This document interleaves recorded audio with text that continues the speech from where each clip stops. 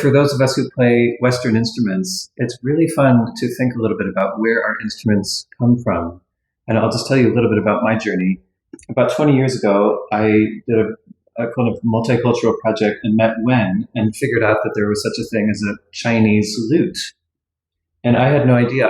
I began to play the lute having no idea where it came from. I just thought it was a really interesting instrument and just thought it was completely European and wasn't aware of any connections it had outside of Europe. And that was a total awakening to realize that there was this whole centuries-long tradition of Chinese lute playing. And I began to wonder what the connection was between these two instruments. I asked Wen if she would share a recital with me, and we started to form a duo and made a recording. And I just loved the idea that we had these two lutes from totally different cultures that were not really designed to play together, but we were making them play together in any case. And eventually we figured out that the answer was in the oud.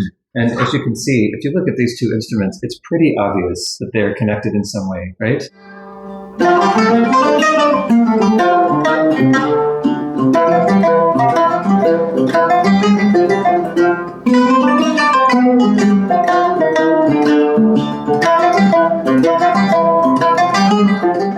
It turns out that the oud was the grandfather of both the pipa and the European lute. And what we think is that the oud traveled on the ancient Silk Road to China and evolved into this instrument, which originally had 5 courses at that time. I think the oud had 5 courses. Mm-hmm. And in the medieval period, during the sort of caliphate that was established in Spain, in the Iberian Peninsula, they brought the oud with them, and the oud became the European lute, which was originally played just like an oud with no frets and with a plectrum. Eventually, in the Renaissance, they added the frets and the players dropped the plectrum and began to play with their fingers.